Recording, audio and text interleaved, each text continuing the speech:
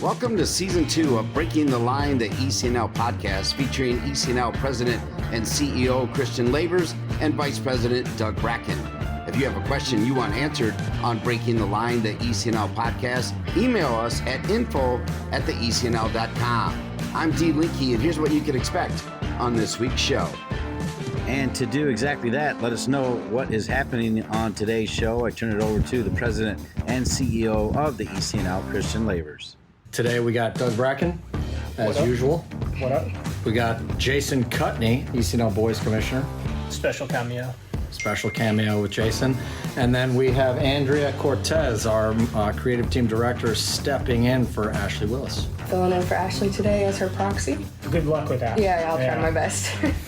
Today we'll just give it an agenda. So we'll start with talking about a little overview of the ECNL Boys playoffs. Then we'll turn and talk about ECNL Girls playoffs, what happened at that event.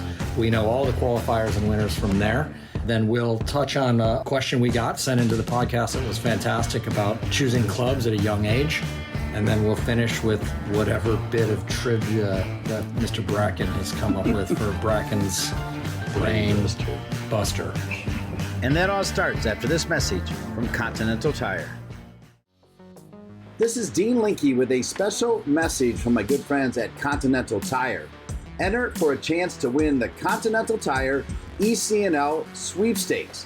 The first 2,500 entries will receive a custom mini scarf, plus one randomly selected fan will win an all-expense paid trip to the All-Star Game in Columbus, Ohio, July 15 through 18. Visit continentaltire.votigo.com to enter now. Official rules apply. Welcome back to the special July 4th edition of Breaking the Line, the ECNL podcast. Happy 4th of July, as this show is released just one day earlier. You just heard it in the open before that special message from Continental Tire, but repetition is information. So I turn it over to Christian Lavers again to tell us who's on the show and what we're covering today on Breaking the Line, the ECNL podcast. Thank you very much, Dean. Appreciate having you here as we are sitting in the middle of the boys' playoffs, towards the end, actually. We're in knockout round games, final games. The conclusion of the girls' playoffs ending yesterday, 2 days ago, actually, I should say by now. And when this airs, we'll be heading into the 4th of July weekend with teams preparing for the finals in Richmond. So today we got Doug Bracken, as usual. What up? We got Jason Cutney, ECNL Boys Commissioner. Special cameo with Jason. And then we have Andrea Cortez, our creative team director, stepping in for Ashley Willis. Filling in for Ashley today as her proxy. Good luck with that. Yeah, I'll try my best. Today we'll just give it an agenda. So we'll start with talking about a little overview of the ECNL Boys playoffs. Unbelievable event, unbelievable atmosphere. We're all taking a break from being on site. Again, we got 17 knockout round games done today. Yeah, we got the older boys going at it right now with the youngers. Or the oldest and the youngest today. Oldest and youngest. Tomorrow we get the remaining round of 16 games, and then we'll have the 18 championship on Monday morning. So we'll start with the ECNL Boys playoffs. Then we'll turn and talk about ECNL Girls playoffs, what happened at that event. We know all the qualifiers and winners from there. Then we'll touch on a question we got sent into the podcast that was fantastic about choosing clubs at a young age. And then we'll finish with whatever bit of trivia that Mr. Bracken has come up with for Bracken's Brain Buster. Let's turn it over. Jason, you're the man of the hour here with the ECNL Boys playoffs. Why don't you give us a sense of this event? Interesting information.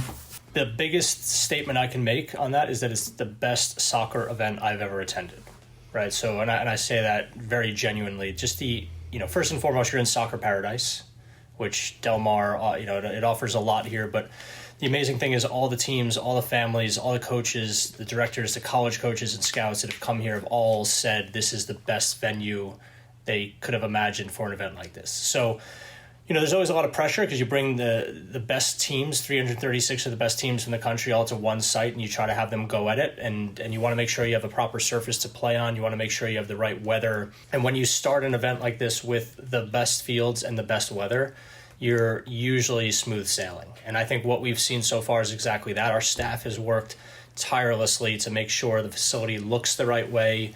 It just has the right ambiance, the right buzz. And when you walk around the fields and you see and hear all the noises and the sounds and the smells and everything else, it feels right, and that's been my takeaway so far.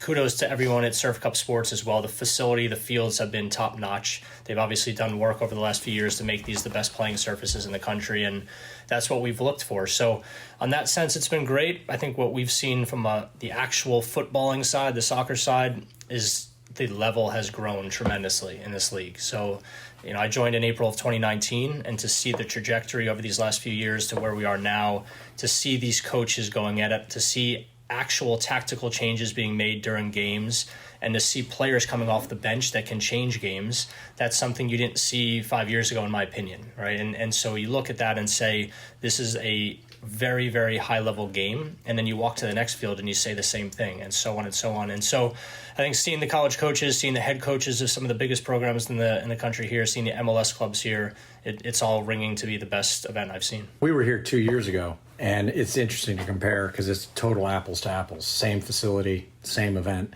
and the level has jumped even from 2 years ago.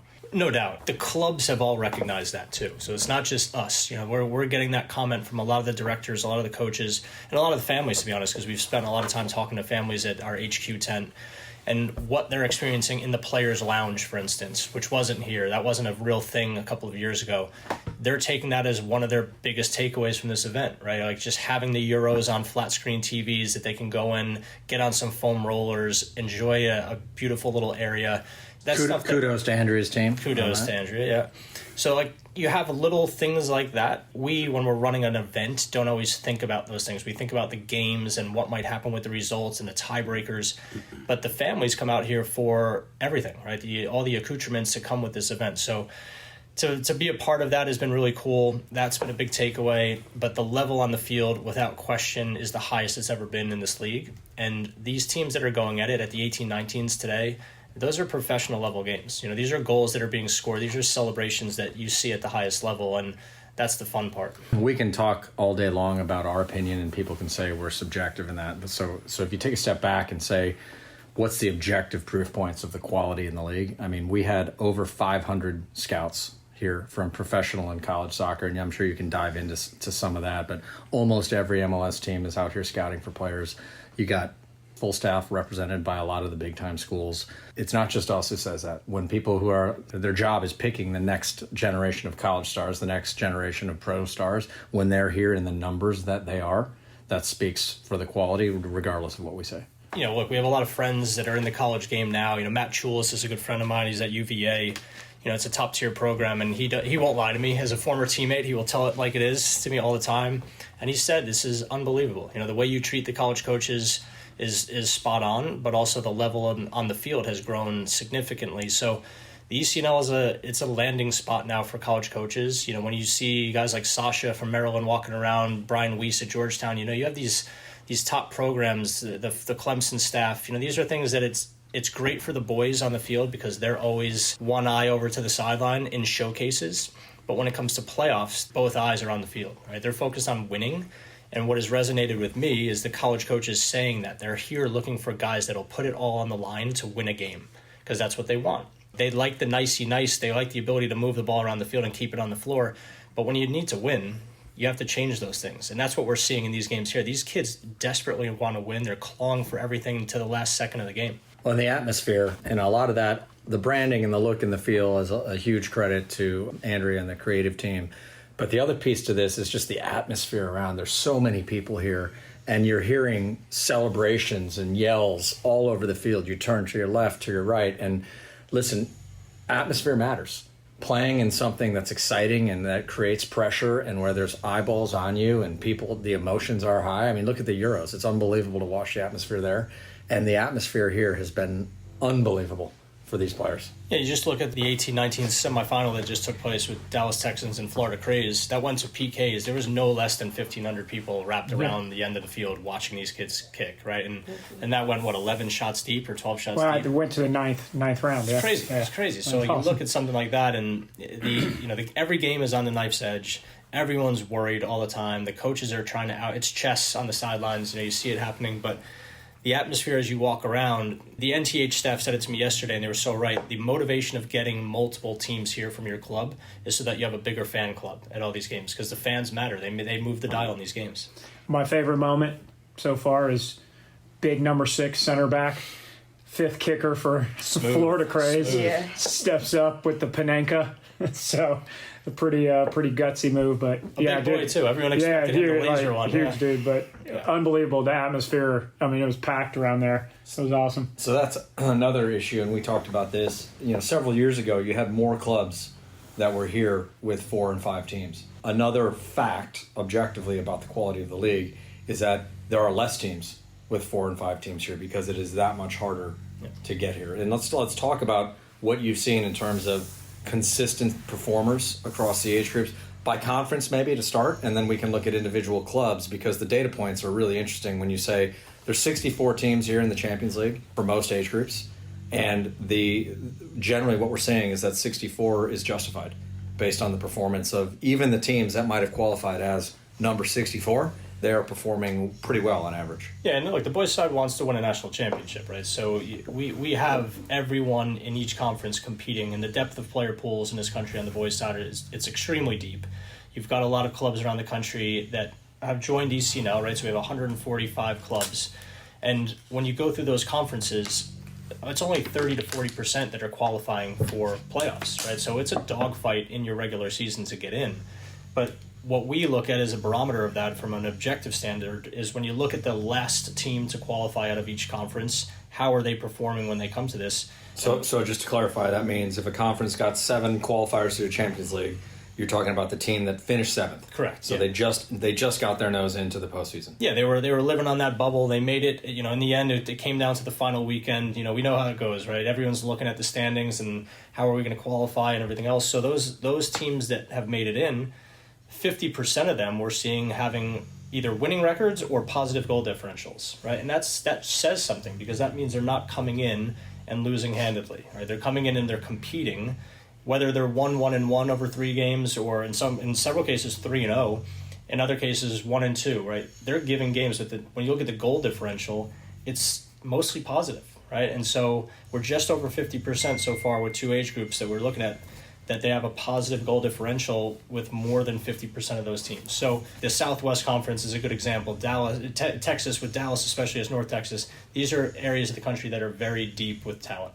When these teams come into this, you can be, and we talked about this with one of the clubs out of the Heartland yesterday, you can come in as the number 1 team in the Heartland, and you can play the number 8 team in Texas, and you might lose. Battle. You might lose, yeah, because that, and then you look at it, parents are going to say, well, they finished 8th in this conference. They're not going to necessarily know. But when you see what an 8th place team looks like from Texas, you see a very high level. You got to be real careful if you're talking to those players and using the standings as a barometer of how you should do, because there is that depth, and depends on who you're playing and where they're from, for sure. There's a lot of depth there. We have some, I guess the term super clubs, clubs that are really big and really deep. But it is a mark to me of a healthy game when you're having more and more different clubs that can compete and threaten to win things, and that can face those super clubs and take points from them. And we've seen that transition. And to me, that means the game is growing. The level of the game is generally rising. And of course, the leading clubs and the leading teams are pushing the envelope, but people are chasing real fast. That's what we want to create here. I'll just turn it to Andrea real quick, because we put a lot of focus on making this event look and feel awesome for the players. And the theory on that is to inspire them and excite them. And we mentioned it earlier, your team has put together all the branding, all the pictures, all the videos, everything you see on social. So, Andrew, give us a sense of what you guys do before and on site to make this special, because kids that come here and feel special are kids that go home and work harder to be better because they want to come here again. Oh, yeah, absolutely. I mean, definitely we want to elevate it every year so that the experience coming into this playoffs is just a step above the experience that they had when they played at the events during the season, and making them feel like they've made it to the playoffs is something we worked really hard on this year. And at Surf, there's obviously a lot of opportunity for that here at the boys playoffs, so it was something that we were able to put all of last year's champs out and showcase all of the teams who have won boys national championships over the past couple years, a trophy displayed so people kind of see what they're working for. And it definitely, you feel it when you walk into the facility that it feels like you've made it. It feels like you've made it to playoffs. And just as important as all of the games are, you feel as important when you get here now. And those are memories that are going to last a long time. Oh, yeah. When you get here for the first time and you're walking through that tunnel and you see all that branding and you hear the music and you see the crowd, and some people can poo-poo that. And, I had a sports executive once, say that's just the marketing BS. But if you think that, then you don't really understand what inspires kids. And I mean, Doug, you got a 13-year-old son here. Yeah. I mean, talk about his sort of. Part of this is experiential. Like you can, obviously the number one thing we talk about all the time is the competition. The competition is the most important thing, but the experience that a kid gets and how much that inspires him. Like I know my son is totally was in awe when he walked through the tunnel, and he's like, oh my God, and a little bit probably makes him nervous, and he's got to learn how to deal with that kind of nerve. I think Doug got him more nervous. Yeah, really. Yeah. I mean, I gave him a real good talking to before we started. I think his experience has been eye-opening. They've kind of taken it on the chin a little bit here, but they've played there's some tough teams, and I can only think that makes him and every player here better, but also that inspiration of what they see around that feeling makes you want to come back and feel it. And when you sit next to that U19 field and watch Florida Craze winning penalties, that's got to make you really aspire to do that someday. So I think that's important. I've brought him out and had him watch all the U19 knockout games because I think it's just important. That's the highest level of our league. I think it's important. Well, and to your point, there are going to be a small number of teams here that it's tough because their eyes are open, especially at the younger age group. Because to be honest, if you go from a big market to a small market, you're going to see a difference in physical size and maturity generally, right? So as they get older, the parity gets even more so. But to Jason's point, having teams from all over the country here is actually a big part of growing the game as well, because there are people that will look and say, well, you got to look at SoCal, you got to look at Dallas, you got to look at New York, you got to look at Chicago and Atlanta, and I might be a Seattle maybe. You look at a handful of markets and say, well, that's where we're going to put all of our scouting, and it's probably clear who I'm talking about. There are players and there are clubs everywhere. When we give them the opportunity to come to this environment, some kids will go home and they'll have licked some wounds and they'll come back better. Other kids will come here and they're ready and they prove it. And I think what you're hearing less and less, because this used to be a common refrain 5-6 years ago, is, I don't know who those guys are. They can't be any good. Mm-hmm. And that refrain is dying fast because you're hearing and seeing teams that you might never heard of, this team from the middle of the Midwest or this team from a smaller city on the East Coast. And then they come here and they spank you because they're good. And so to me, that's a sign of a healthy game. And to be honest, that's part of our responsibility as a league, is to provide role models, opportunities, and experiences that make players better everywhere in this country, not just in 5 select markets. Yeah, and I think playing teams from all over the country it's important to see the way the game's played differently in different places. The culture is different. The competition side is the most important, but having those different experiences of playing against different people who have different cultures and all that, I think it's similarly important. At the end of the day, how many of these guys or girls are going to go and play professional soccer, right? So they're probably going to use this experience in other ways other than continuing to play the game. But I'll tell you what, some of those guys will. No question. Some of those guys will. Yeah, no question. It's not kumbaya, but it's, that we're trying to provide an experience, and we understand that greater majority of these kids can use that experience, to help them in other ways. And it is different. I mean, the way the West Coast plays is different than the East Coast on average. I mean, we had an argument, Jason and I think on day 2 here. I was right. Yeah, we saw a big foul, and it was like, and I think the comment was that a East Coast foul or a West Coast foul, and it's different. You have different opinions. I mean, obviously, there's things that are clear, but there are different ways that these teams and clubs play, and we had this argument ad nauseum during the DA, right? If everybody's allowed to build up out of the back and everybody plays in the same system, whether they're told to or just insinuated that they should play that way, it's a totally different world when you're going to play teams that not only play different systems, but they have vastly different styles and ways of solving the game, and certainly different ways of physically solving the game, which is a part of the challenge in winning at a high level. It's just cool to see as well. You mentioned pro players. Today alone, I went to 3 different games, 3 different fields, I should say.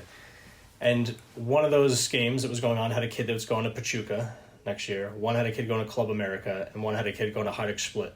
So like you look at that and you're like, those are notable clubs. Those are not clubs that are playing at a low level. And so these are kids coming out of our league that are moving on to a higher level of the game. And we just need to track those kids, right? We need to see where they go in 2 or 3 more years, because ultimately we're trying to create the right environment. And on the environment part, one of the best lines I've heard over this last few days was from a director of a club that was in PKs yesterday.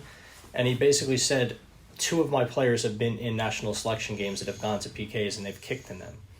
And what he meant by that is when you go to a national selection game and you kick in PKs, you have 1,500 to 2,000 people right around you. Like, it's different than the actual game, because in NSG we've been a little bit loose with the rules.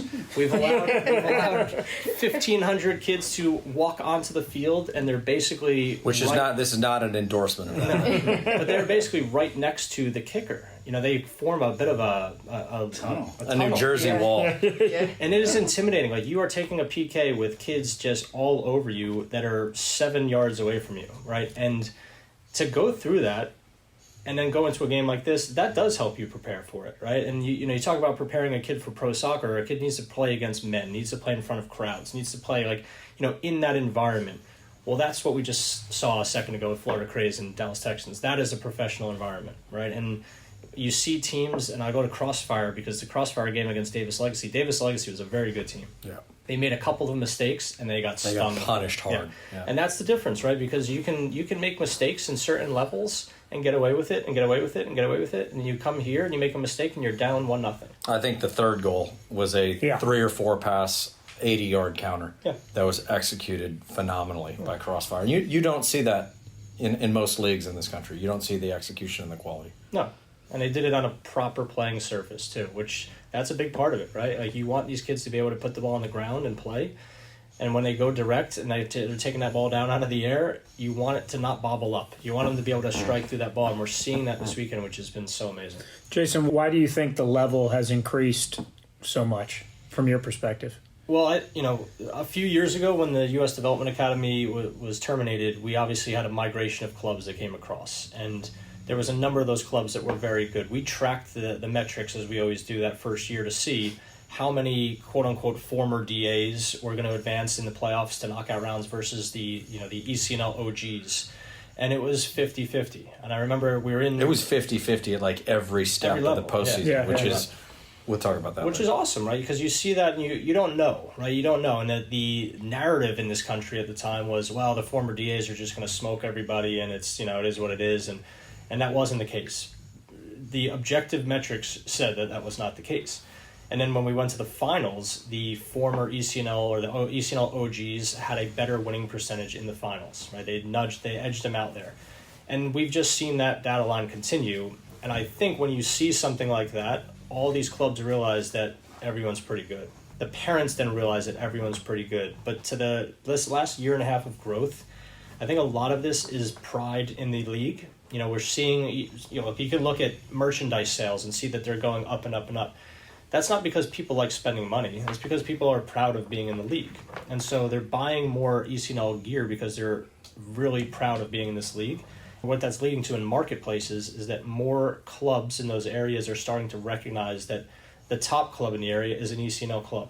And players are then migrating to those clubs because they want to play in events like this. They want to play in front of 500 plus scouts in an event like this. So those clubs that have been in our market as those ECNL OGs have started to win those markets with bringing more players in because they see the level. Well, and let's throw a nod in as well, because we were just at the RL Championships, 2 weeks ago, and the level there has jumped as well. And those teams, it's going to be interesting because the RL Finals are going to overlap with the ECNL Finals in Richmond in 2 weeks or whatever it is.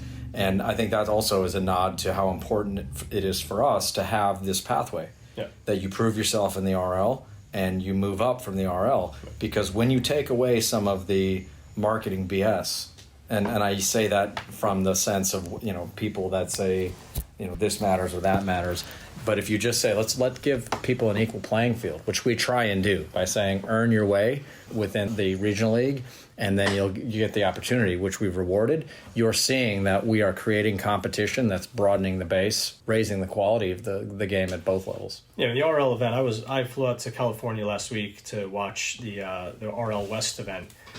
I mean, the level is so high. It's amazing for us, and it makes my job easier, and in some ways more difficult, I suppose. But when we vet clubs that we look at, there's a lot of clubs that want to be in the ECNL. We now rely so little upon paper applications, right? The paper resumes.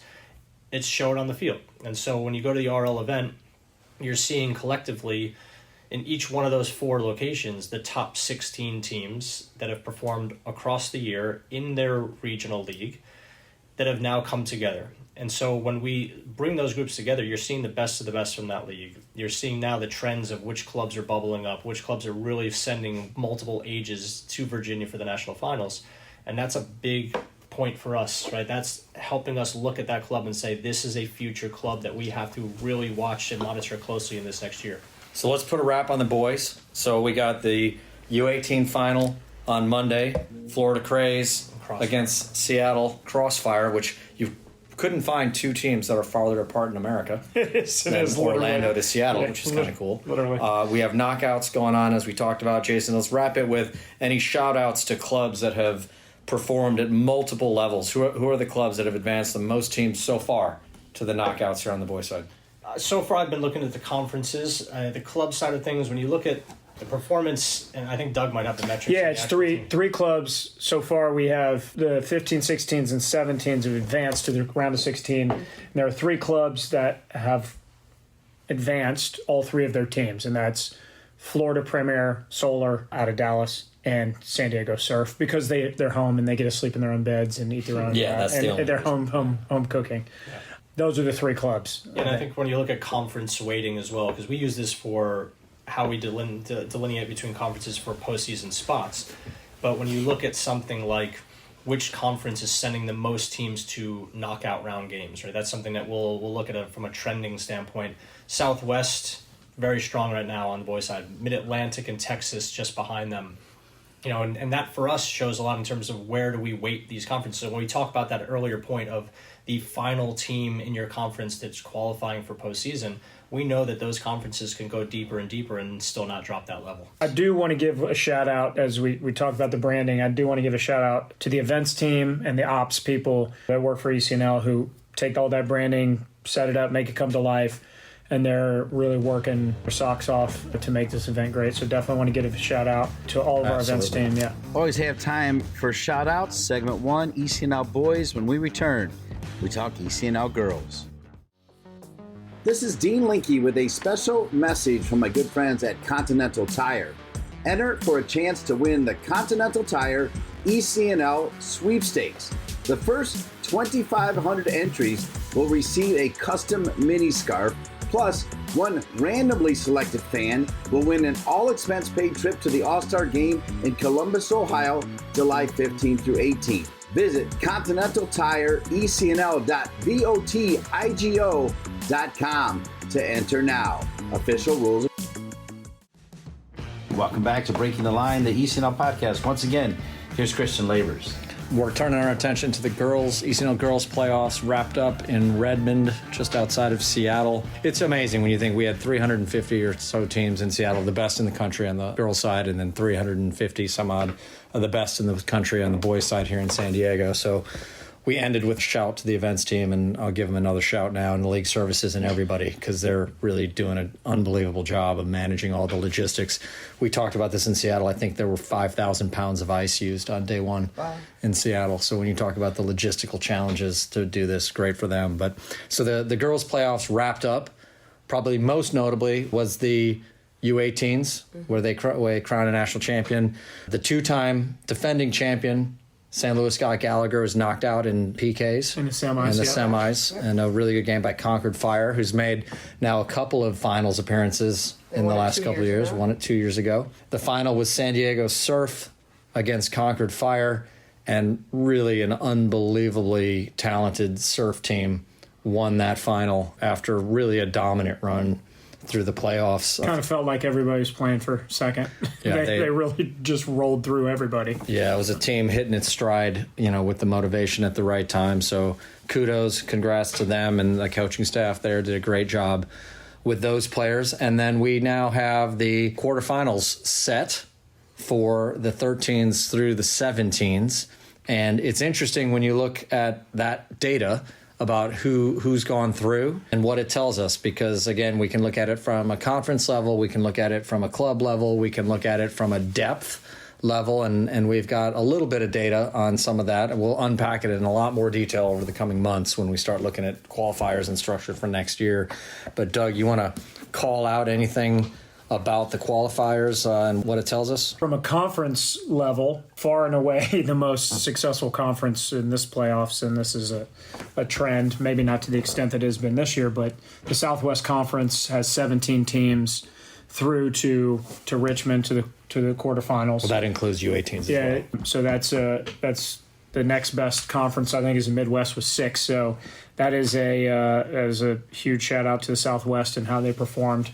So out of 48 teams across 6 age groups in the quarterfinals, the Southwest Conference claimed 17 spots. I mean, that is pretty impressive. Pretty impressive. Pretty impressive. On the club side, Slammers made it in all 5 age groups to Richmond, which I think is defending overall club overall club champion. And so that's a tremendous, I think, achievement. They know how to win, man, year in, year out. And then San Diego Surf and Solar made it in 4 of the 5. And I believe those 3 clubs were the top 3 clubs on the girls' side last year. That is a fact, yes. That is true. So kudos to those guys. We've got, a great representation from around the country headed to Richmond. I think it'll be a really exciting thing. But those clubs in that conference particularly, you got to tip your hat to the work they've done. Looking again a little bit at the depth of the girls' side, it's structured differently because the max size Champions League in the girls is 44 teams. So if we look again at the team that was the last qualifier from their conference, from 13 to 17. So again, if your conference got 5 spots into the Champions League, the 5th place team, there were 50 teams if you look at that, 10 per age group because there's 10 conferences. 9 of those teams that just got their nose into the postseason on the last weekend or whatever, but 9 of those teams advanced to the round of 16. So that says that the depth on the girls' side, I don't think we would have been able to say that probably 3 or 4 years ago. Yep. The depth on the girls' side is continuing to grow. And then you have the same issues where there are some teams that are going to come and they're going to learn some lessons, but they'll go back, get better, and that will help, I think, raise the quality of competition in the conferences that they're in. Yeah, and I think the other thing, and Ralph Richards, the girls' commissioner, provided us with some of these stats, so thanks to him. But it was interesting that only 9 of those teams didn't get any points in the group. And that's a fairly low 9 number. out of 50. Yeah, 9 out of 50. So, I mean, the greater majority of the teams are coming here and they're getting points. And it speaks to the competitiveness and the depth, to your point. I mean, and you see that at every level. I mean, everybody was giving Scotland a hard time in the Euros this year, and you can pick your country in the World Cup. There's always going to be some teams that come and have a tough time, whether it's injuries, absences, level, whatever. But it's really cool to see that the depth is growing. Yeah, agreed. I thought an interesting stat that he sent us was at the kind of that second level. We talk about how we kind of tier it on the girls' side of the 45 North American Cup. So that's the second level games. Only 1 had a score of higher than a 4-goal difference. I mean, how competitive were those games? With the majority of those going to PKs and having a 1-goal difference. I think that again talks about how competitive that level of what we're doing is. I thought that was a super interesting stat. Yeah. No, and if you look on the girls' side, and there just is no match. I mean, there were over 1,000 college coaches and pro scouts actually on the girls' side, which is a new thing. Yeah. But over 1,000 of them in Seattle. Many of the biggest programs have their entire staff on site, so 3 or 4 people recruiting.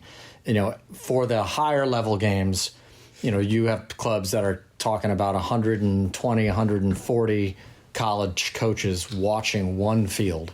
I I mean, just do the math. You got like 10 eyeballs per player on those types of things. But I saw a question sent in or asked on social media, I forget which one it was, just about what is the exposure as you go to the other tiers of the girls. And even if you're playing in the showcase or the North American tier, you're getting 30 to 40 colleges a game watching you. The top fields are going to have the numbers where you're getting into 100, 120, 150, whatever it may be.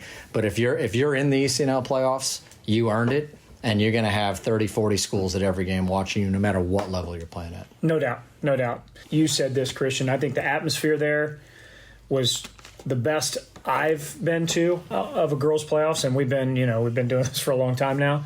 But I thought the atmosphere there, just the environment, and the fields were great.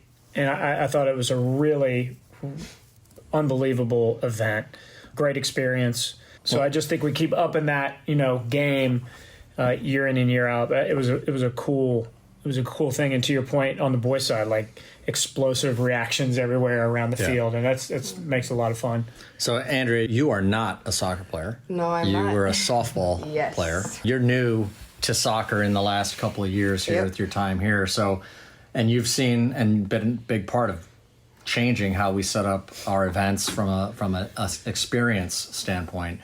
But being in Seattle, which is where you spent most of the last week, tell us your thought, not having a soccer background, not playing youth soccer, but just sitting in the zone, in the area where all the activity's going on what it feels like and what you see from a non-soccer background. Oh, I mean, I can't imagine. I said it the entire week I was there. I can't imagine if I was 13, 15, 17, walking into this environment. That's it. Like, how do you get better than that? What's going to happen when you go to college or pro? Like, how does it get cooler than this? I mean, it was a great experience, even for the families, to see all the siblings running around and just having a good time. These are memories that these kids will carry forever. And Kennedy, the player of the match for the 18-19 game, even said on her interview with Dean at the end, like, I'll tell my grandkids about this. Like, that's how great this experience was. And to be able to give that opportunity of like building experiences that are on and off the field for these kids and for these families it's next to none.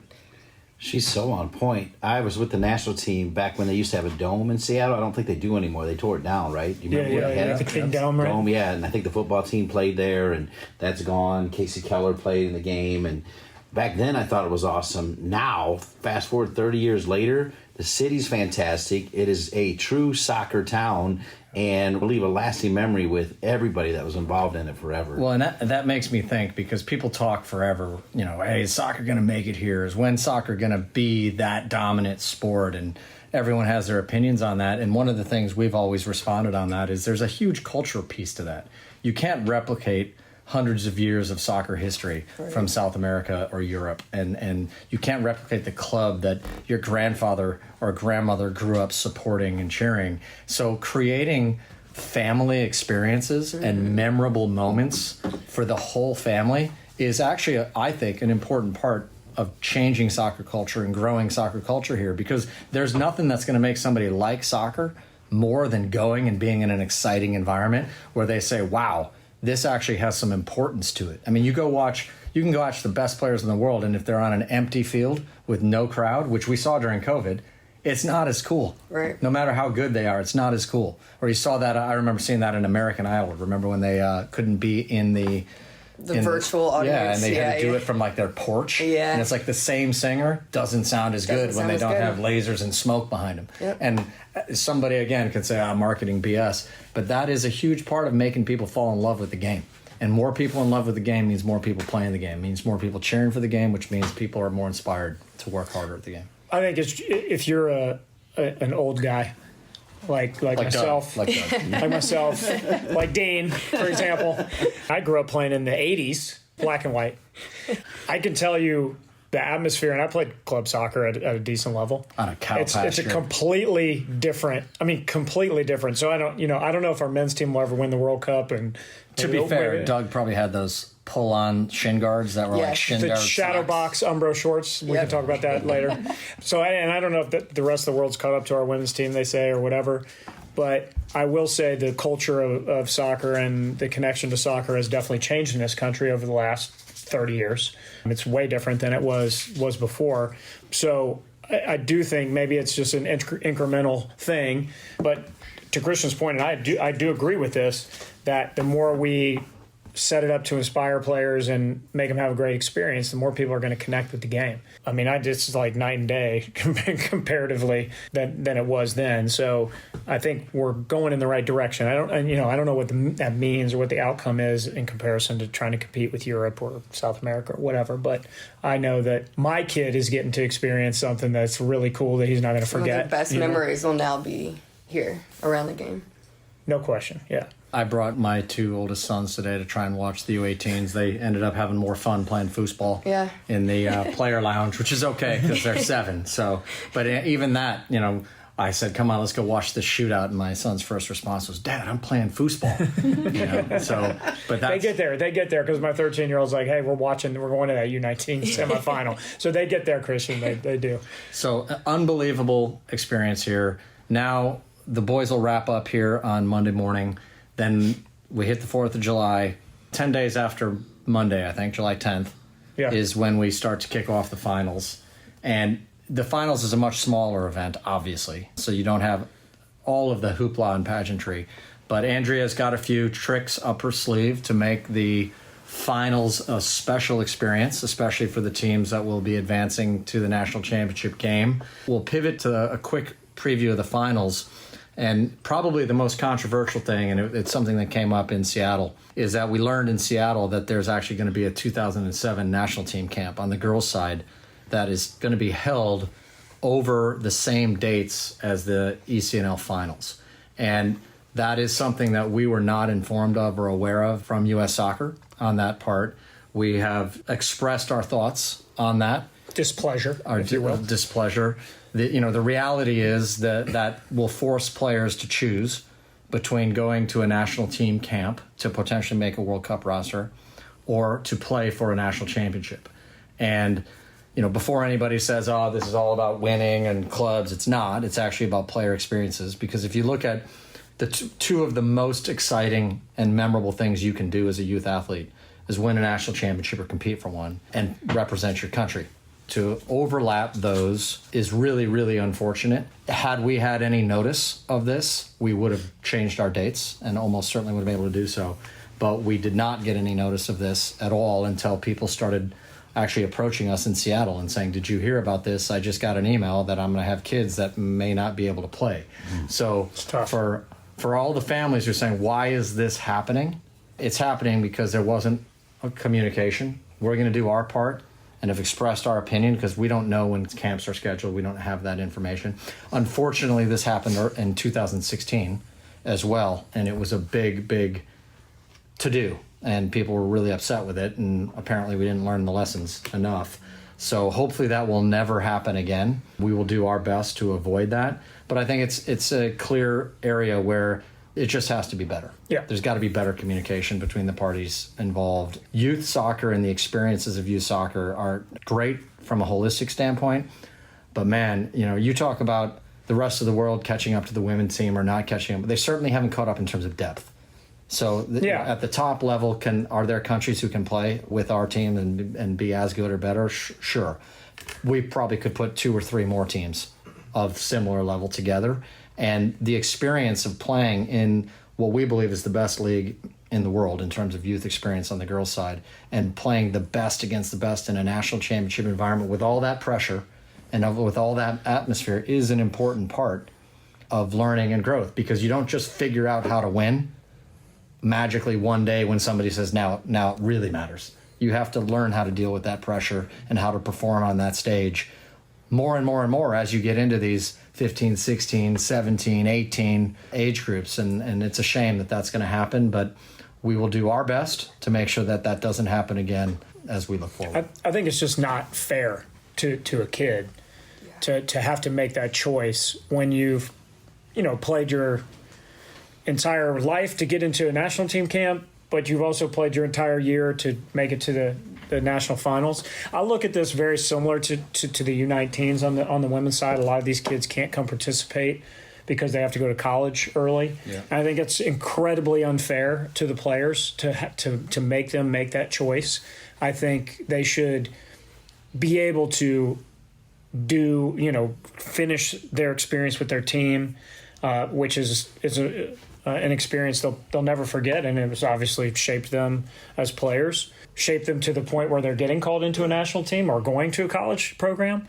So it just feels to me really unfair. Yeah, and that sucks, to be honest. Yeah, and that's another issue at U19 with so many kids being asked to report early to school. I did hear in Seattle there was a club that had a couple players that were already in school because they either entered in the spring semester or they had gone down in early June or whatever, and they were released by their school to come back to play in the playoffs. Yeah, that's good. Sort of with the, hey, as long as you guys are advancing, stay and play, and if you get knocked out, then come back. And I thought that is a nice sort of compromise on that, because, man, we talk all the time about what does it take to be good, and the bottom line is it takes playing a lot and playing best versus best and playing a lot in environments that are challenging. And when you have that opportunity, it's a shame to take it away. And there was surely like our 19s made it, and we had a college coach that supported a kid and let her come, and I appreciated that. And I understand the pressure that they're under to do well when the fall comes and trying to have these kids hit the ground running, which is really hard. But it just feels unfair. This national team camp, it feels unfair. It doesn't need to be like that. It shouldn't have to be like that. So I think we've done what we can do to communicate that, to let our feelings be known, live with it as we have to. But it's tough to put them in that spot to make that decision, for sure. So, Andrea, you want to give any tease of the experience that you're setting up in Richmond? Oh yeah, absolutely. So obviously, don't give it all away. I won't. Yeah, Finals, is the biggest stage here. Obviously, it's a much smaller event compared to playoffs because it's a lot less teams. But definitely try to go above and beyond to make those final teams in there feel very special. We've elevated our media day experience this year. That will be one thing that we're really looking forward to. And our gracious partners at Nike will be on site for the first 2 days at boys and girls. So that'll definitely be a really cool experience. On site with some surprises. I know they were at girls last year during playoffs, and everyone loved that. So these teams here in finals will get something a little different from Nike on site. A shout out, I think, also to Gatorade at the playoffs this year had a really, really cool customized water bottles there. Yeah, they also gave the opportunity for kids to come through and design their own custom bottles to be shipped to them, and we were only the second partner that Gatorade did that for. The first being the Super Bowl. That's awesome. Well, we'll let the Super Bowl take first round. Yeah, that's fine. And you could win. You could throw a thing and win the bottle. Oh yeah, they had a nice little ring toss there. Jason could not win, so he lost. I know. I lost. You took the losers. Yeah, you took the losers way out, and you bought the bottles. I did. Which. It's fine. Because it's my fine. kids are worth it. Doug. It's fine. So I'll put a wrap on this before we go too far. Soon we'll be arguing about who has a bigger handicap in golf, and that doesn't go well. So I think it's a smaller handicap. Yeah, there you go. I've seen you golf swing, Doug. But to put a wrap on that, I'll tell you, when you look across our two events and you have 1,500 plus pro and college scouts between the boys' playoffs and the girls' playoffs, I hear this BS refrain all the time about a fragmented player pathway, and it just isn't true. We can be accused of being subjective, and that's fine. Go compare those numbers anywhere else, because those are objective. Other people's, hundreds of other organizations making opinions as to where the best players are. It is really, really clear the level of play in these two leagues. And to go back to this issue with respect to the national team camp or with respect to U18s and all that, what I think is really cool on our end is that there is a growing consolidation of the elite player pathway in this country within ECNL. We're doing our best to make sure that pathway is open, so that this is not a gated community or whatever people may say about it, but that there's ways to earn your way in. We've talked on other podcasts about that pathway, so that it's less about the paper and more about performance and that sort of stuff. But the opportunities for this country to continue to get better start with people having to continue to improve communication, whether it's between ECNL and U.S. Soccer with us, with MLS, with NWSL, because what's happening in this league is special, and it's only going to get bigger and better as we go forward. And this is the base of the game for every level.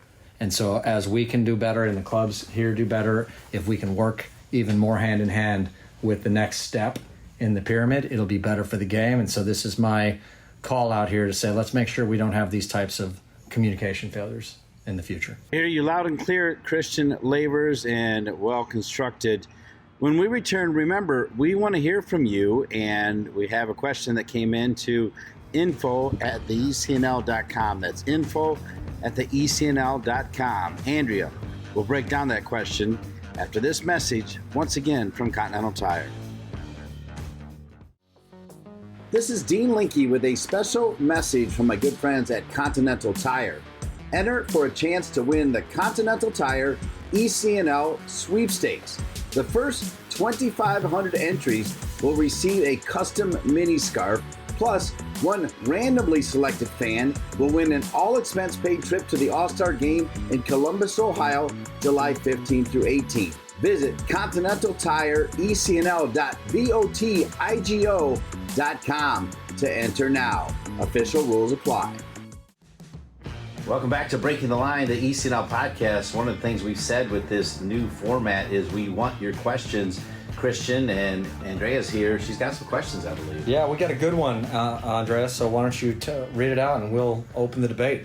Yeah, we got a question here out of North Carolina. A parent was asking, they have a 7-year-old daughter and would love to hear the thoughts from you guys on when should you move your child from like the rec league into the club ECNL track? I think we're probably going to have some slightly different opinions on this, maybe. Who wants to take this first?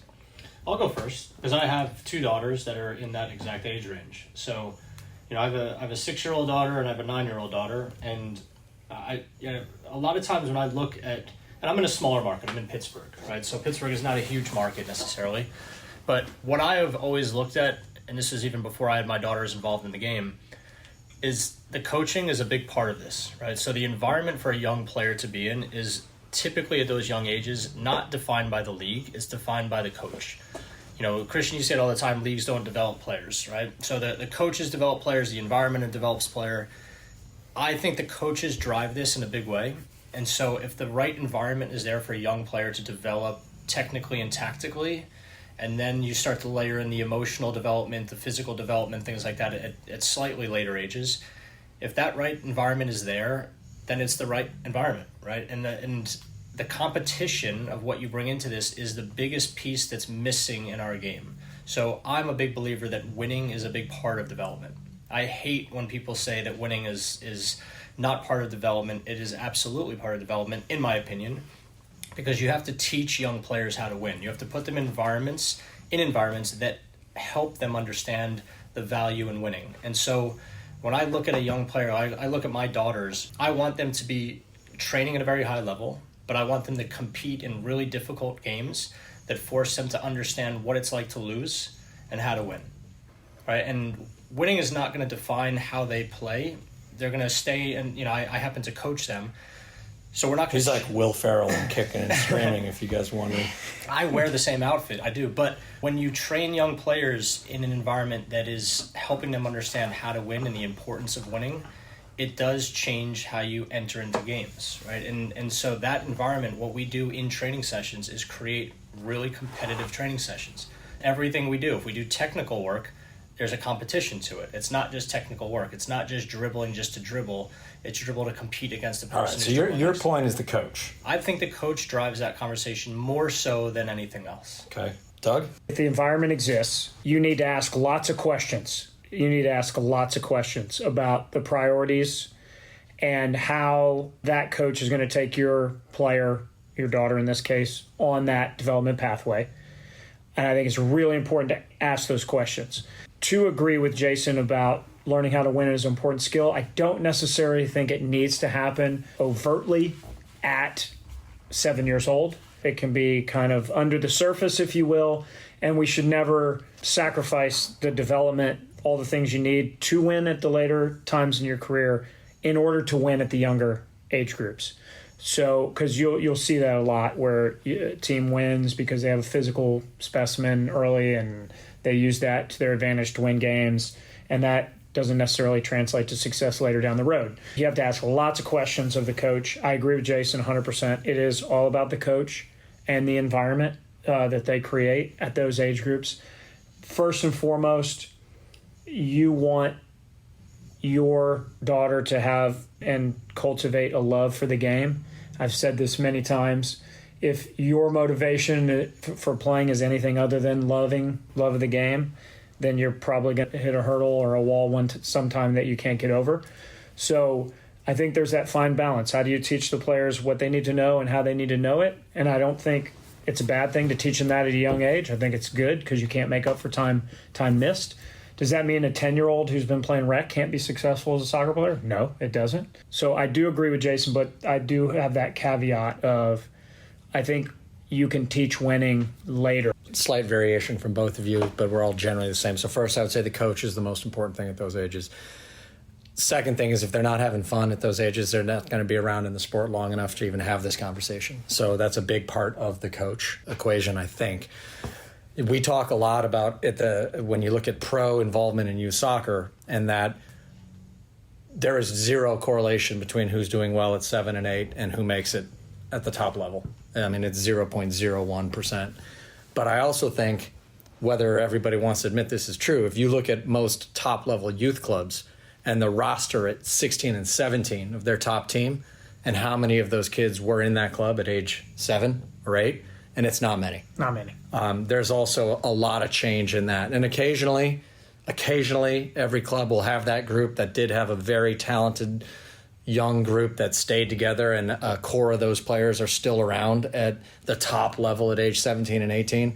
But normally, I got no official data on this, but I would bet that if you looked at most clubs and their top team at U17, you got a handful of kids that were in that club at age 7. So, yeah, if that. Now, if you go to some of these clubs with thousands and thousands of players, that is going to change. But a club with 10,000 players to me is not a normal club.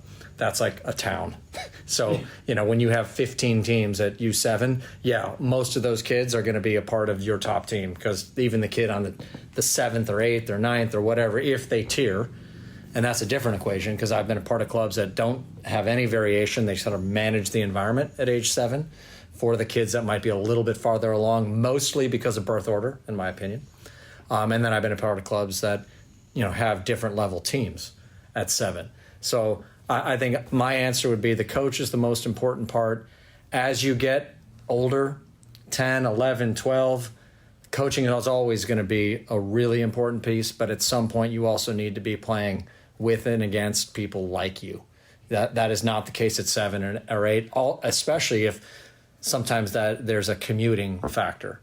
And if you can walk across the street to your local park at 7, or you can drive 40 minutes, most families aren't going to want to drive 40 minutes, and I would say it's probably better for your kid not to at age 7. If you can, and I know we're speaking to the average here. There's going to be things on the extremes. Once again, great job answering your questions. We want to hear your questions at info@theecnl.com. When we return, the final segment, Bracken's Brainbusters, right here on Breaking the Line, the ECNL podcast.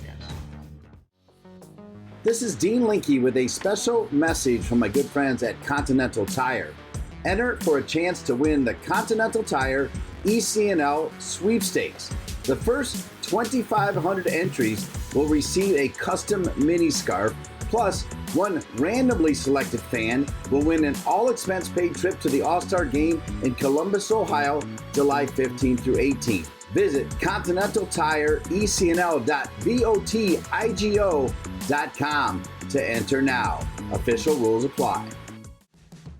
Today's Brainbuster, I've been trying to make these soccer related. So today's, and Jason's going to go first because he's one of our guests. But if you could go and attend any sporting event, what would it be? Any sporting event. Bowling or something. Dead air is not good on a podcast. I mean, am I giving you specific teams as well? Like I'm naming. Hey, I'm going to give you latitude here. Dane's going to go with his wife. I mean, look, the obvious answer, because this is genuinely true, would be a World Cup final that one of my daughters is playing in. Oh my goodness! He's trying to He's beat going Dean. right. He's just trying to one up That would be Dean. the best answer possible, right? Because Okay. for me, that would be if I have to take that away. Can we go with? And it's not. I'm not saying your daughters won't be there, but let's be real. Let's have Can I get realism. tickets if they get to a World I Cup will final? see what I can do. Don't forget the little You'll be in the people. lottery. I would say outside of that, everyone that knows me knows this. I'm arguably a bigger baseball fan than soccer fan. So a Game 7 New York Yankees, obviously it has to end in a win. World Series over the Astros because they are the worst team in sports history. We banging trash cans. That would be it for me. Okay. All right. That's great. It's disappointing. Yeah. Let's go to Andrea. It's going to be some kind of softball game or something. No. Just No, it's played going to it. be Duke basketball. It is. There we go. Duke, Carolina at Cameron. That'd be my. But actually, Would my you have your face painted? I would not have my face painted. My alternative would be to go watch gymnastics in the Olympics. I think That's would a good be- shout. That's a Yeah. good shout. Gymnastics in Yeah. the Olympic Olympics. gymnastics. It's one of those is things I pretty can't tense. do, so it's like really fun to watch. It's like Simone Biles kind of Yeah, gym. yeah, That's yeah. That's the only kind of gymnastics there is. That's the only kind. That's right. She I is feel like that gymnastics. would be. Although that would there's be rhythmic another. gymnastics, I don't think you're going. And there's like trampoline too and all that. No, just the regular. I will say this about that: gymnasts are badasses. Yeah.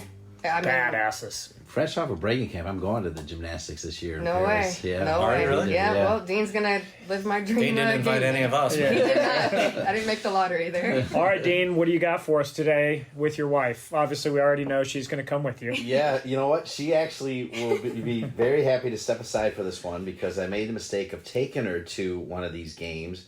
I could have easily got passes from ABC. Dean, I played well in that game. Sit in the press box. Is this not one of my games? No, and it's Ohio State Michigan football, and Amen. I could have sat in the press box with her because I was already working for ABC after the World Cup was over. I was the sideline guy for Al Troutwig, and I would tell him about Roberto Baggio getting into electric stimulants and all that stuff in that '94. Were you born in '94 yet? I was yeah. Barely. All right. God, I was reading about Doug at that time. I graduated. I was already graduated from college. Buckeyes, Michigan, all day, every day. At the shoe, yo. Or it doesn't matter. Or at the Shoot, big house. We, Wow. For 13 years in a row, me and my 5 best friends that I went to high school with, we went every See, year. that's so Dean, by the way. 5 best friends. That's Yeah. like that's You can't just have one. an oxymoron. We all were at each other's weddings too, believe it or not. All right, Christian, what I'm do gonna you, do it. what do you got? Go. I think I already did it. I went to the Rose Bowl this year, Michigan, Alabama.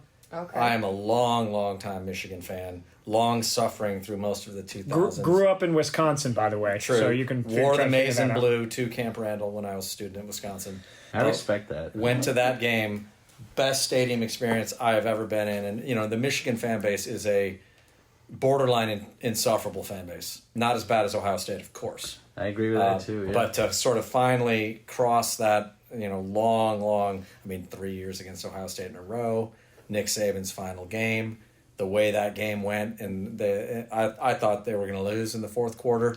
I think anyone in that stadium is really actually an emotional stadium for a Michigan fan. So that's what I would do. I did it. So after that, I don't know. I'd have to go. I'd have to go to Europe to a game at Barcelona. I like that answer because you always judge your answer by whether you stayed the whole time. Because you know how a lot of people leave early, but you did not leave early. We walked out at that game, and I was with some people, and I said that was the best sporting experience I've ever had. And it was like 1 millisecond away from being the worst sporting experience I ever had. Because if they would have lost the game, it would have ruined it. I didn't go to the national championship game. I thought about it, and I was like, if they get lose better. that game, it'll ruin the Rose Bowl. Yeah. So I'm not going. Okay. It would be a World Cup final on the men's side with the U.S. With your son playing? With the U.S. playing. No, I'm not going to go there. But the U.S. playing in the World Cup final, that'd be the ultimate, I think.